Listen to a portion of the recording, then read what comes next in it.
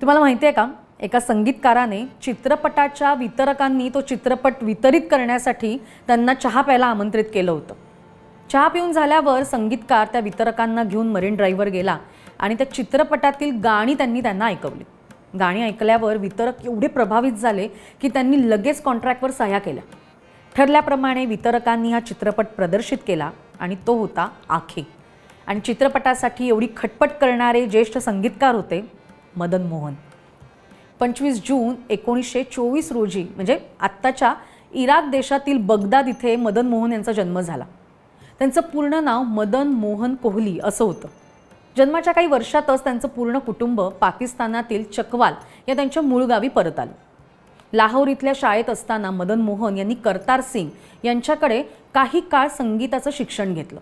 पण या व्यतिरिक्त त्यांनी संगीताचं कुठलंही औपचारिक शिक्षण घेतलेलं नव्हतं. थोड्याच वर्षात त्यांचं संपूर्ण कुटुंब मुंबईला स्थायिक झालं. आपलं शिक्षण पूर्ण केल्यावर मदन मोहन 1943 साली सैन्यात भरती झाले.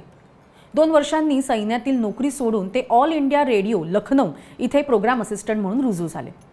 या काळात रेडिओवर प्रसारित होणाऱ्या कार्यक्रमांसाठी त्यांनी संगीत तयार केलं. लवकरच त्यांची बदली ऑल इंडिया रेडिओ दिल्ली इथे करण्यात आली.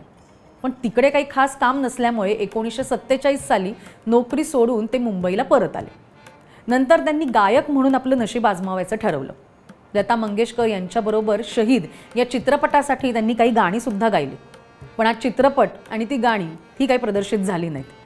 त्या काळात गायक अभिनेत्यांची चलती असल्यामुळे मदन मोहन यांनी अभिनयसुद्धा करण्याचं ठरवलं. अभिनयात सुद्धा त्यांना फारसं काही यश मिळालं नाही.